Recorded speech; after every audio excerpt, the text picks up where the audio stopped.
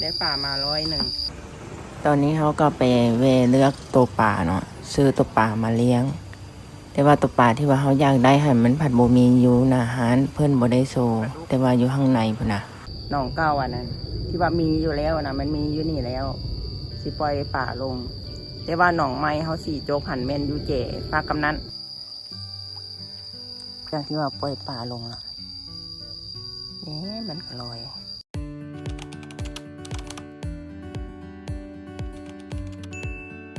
สบายดีพ่อแม่พี่น้องลุงป้าน้าอาสุขทุกคนเมื่อนี้บุอิงสิพาไปปล่อยป่าพอดีไปส่งลูกชายมา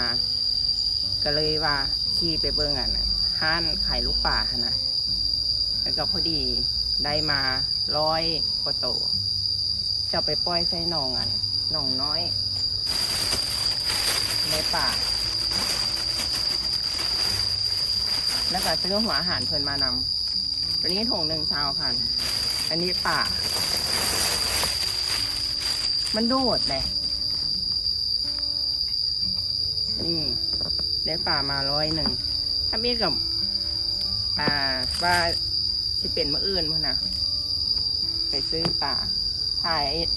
ไอ้ลิงมาแล้วบัดนี้นั่นพอดีไปเวกันเลยว่าเอ้ยซื้อมาเลยจาก101กับ200,000มันโดดเลยมันมักโดดปล่อยไปละบ่ฮู้ว่ามันเสี่ยนโดดหนีบ่นะโดดออกหนีบ่ต้องลองเบิ่งมันมักโดดเลยป่าข้อคนลาวเอิ้นป่าข้อเขาเจ้าขายโล100,000 130,000นะแต่อันนี้ป่าน้อยเขาซื้อมา100,000 200,000อันนี้หัวอาหารถุง1,000 200,000ก็มองประมาณ10 เหรียญพอดีเบิร์นี่หัน10 ดอล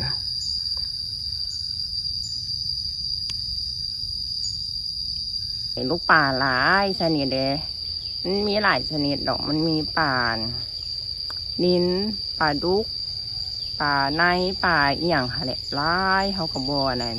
หูซื้อเดี๋ยวจะเอาคลิปให้ตอนนี้เขาก็ได้อยู่ห้านขายลูกป่า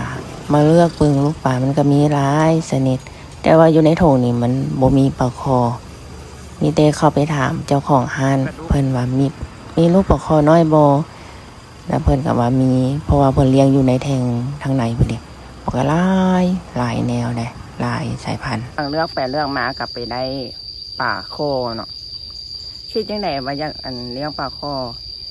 เขาเคยเลี้ยงป่าดุกแล้วนะมันเปื้อนน้ำมันเปื้อนแล้วก็เหม็นขี้ต่มอะไรจังไหนบุแล้วก็เลยลองมาเลี้ยงป่าโคนี่ลองเบิ่งว่ามันจะเป็นแนวใดไปเลือกอะได้ป่าโคมาป่าโคน้อย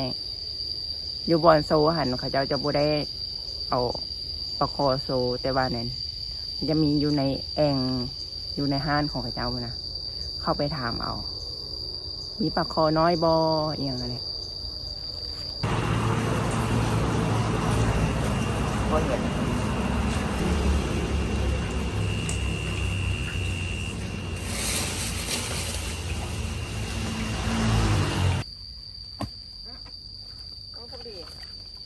อย่างหลุดมัดถุงมันอยู่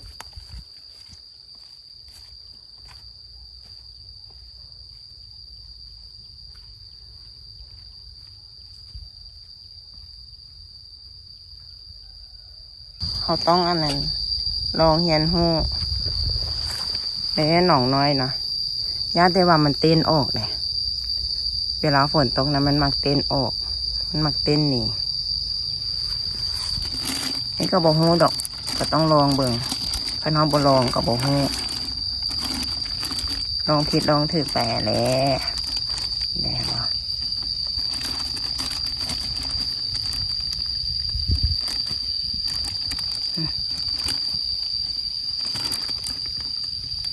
ไม่เห็นหรอก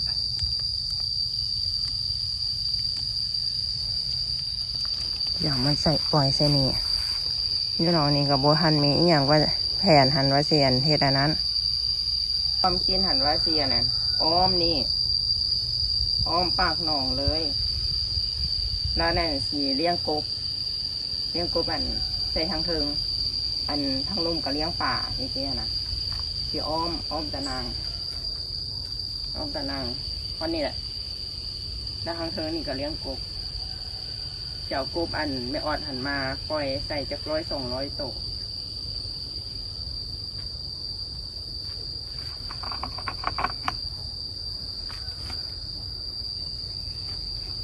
ปล่อยแล้วได้นี่ซ้ำซานะซ้ำซาปีหน้าได้เหตุอันนั้นอันนี้ไปก็ดีก่อนปะเมียนละลาบ่ได้เห็นอหย่างบ่มีอะไรได้อะไรอหย่างเกิดขึ้นนี่มันจะเป็นหนองเก่าอันนั้นที่ว่ามีอยู่แล้วนะมันมีอยู่นี่แล้วสิปล่อยป่าลงแต่ว่าหนองไม้เขาสีโจกหันเมนยูเจฝากกำนันว่าอยู่ข้างฟังนี้นี่อันยังบ่ทันได้อันอ้อมเถื่อเชียนได้ส่วนไอ้ดิ่งทยอยอ้อมแหละไปเจฟังนี้ไปพอดี100 ปลายกว่าแมตรคันบ่อ้อมนี่บ่ได้มันมีคนไก่ไปไก่มาคันเฮาปลูกอย่างคันเฮาเลี้ยงอย่างมันก็ยาไม่เสียนะเขาก็ต้องในอ้อมตะนางอันนำจามเอียงนั่นแหละเบิดลายเลยนี่คืออ้อมหัวจกนองแล้วก็ซื้อปลามาลงอีกแล้วก็สิปลูกอันนั้นเห็ดอันนี้โอ้ยหลายอันหลายแนว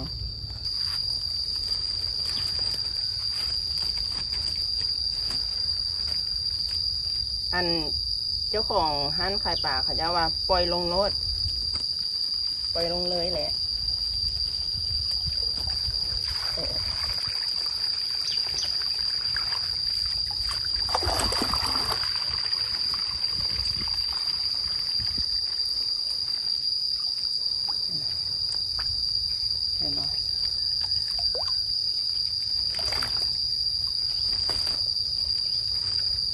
เห็นคนอื่นเขาจะว่าเซน้ำอันเซก่อน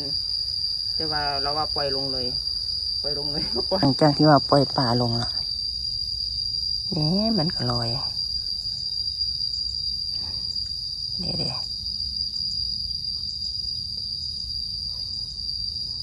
หวังว่าคือสิบนกน้ำตายมันไล่กินอันตัวอีหวก ไล่กินตัวอีหวกคนนะไล่กินหัวอันตัวอีหวก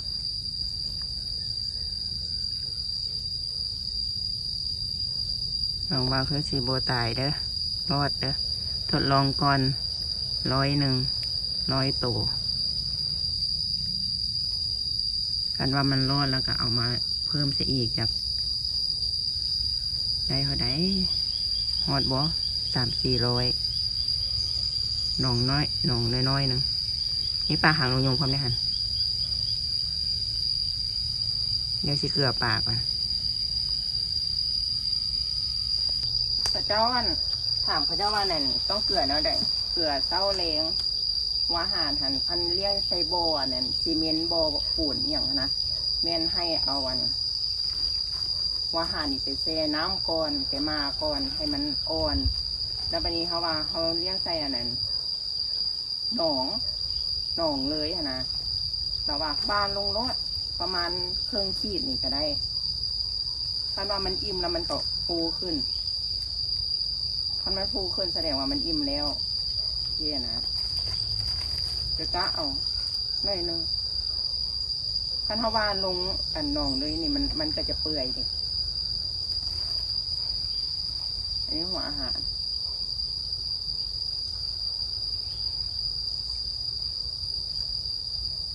แต่พ่อได้มีแนวเห็นนะตอนเช้ากับมะเขือป่ากับเป็ดเขือป่า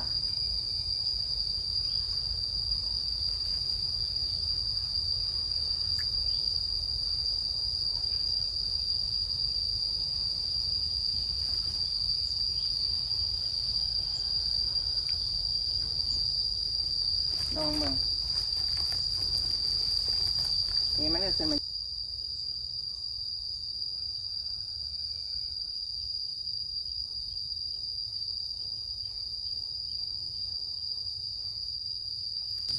พากันไปอยู่หวันก้องเงาไม้พะนะ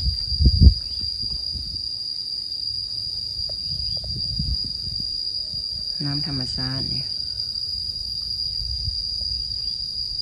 โอ้ยคันจกหนองใหญ่แล้วนี่ก็คือสิดีได้เอาป่าลงหลายตัวเดียวอันนี้เอาทดลองจาก100ไอ้หนองน้อยมาอาหารเขาลงแล้วดิมันก็ยังพันเปื่อยมันก็ขึ้นมาแหบอยู่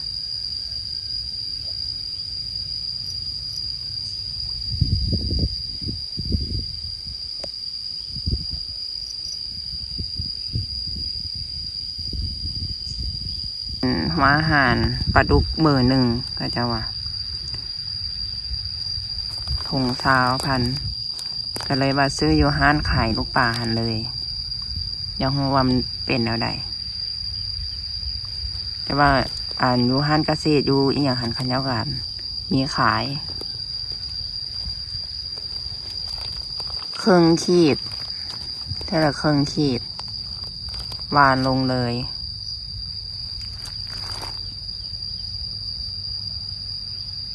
ตัวน้อยๆซะเสื้อสีใหญ่พวกแล้ว6-7 เดือน8 เดือน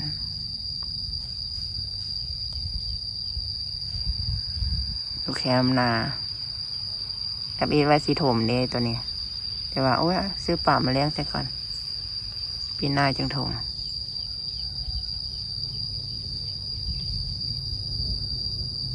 ถ้าย่างมาเบิ่งฟ้ากำนี้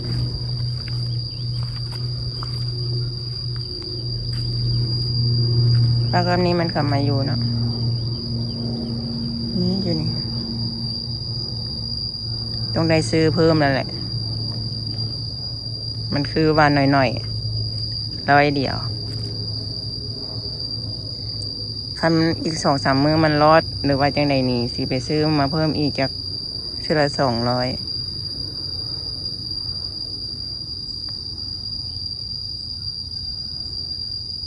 เลี้ยงปลาคอ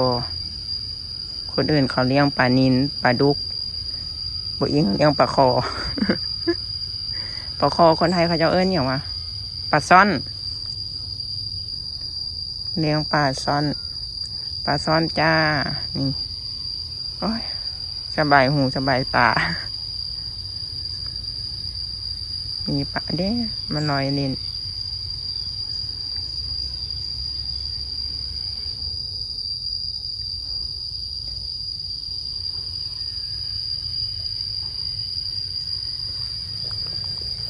เลี้ยงอย่างแล้วก็บ่อยากขายอยากได้เลี้ยงซื้อมาเลี้ยงแล้วก็เลี้ยงเราบ่อยากขายได้ปะนั้นจักว่าเป็นอย่างบ่อยากขายแพงมันนะ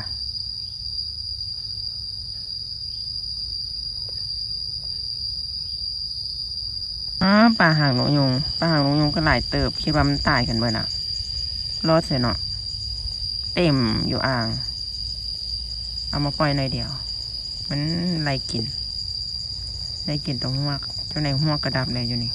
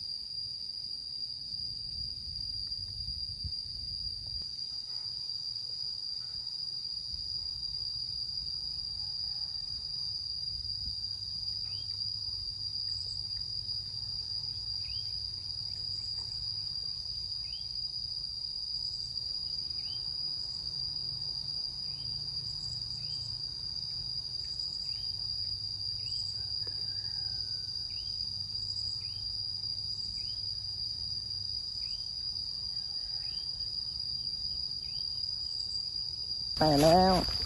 ตอนแรงจึงมาเกลือใหม่คลิปนี้บุอิงก็ขอตัวลาไปก่อนเด้อพบกันใหม่ในคลิปหน้าเด้อขอบใจเด้อที่รับชมประตูอัตโนมือโมเมนต์อัตโนมัติเลย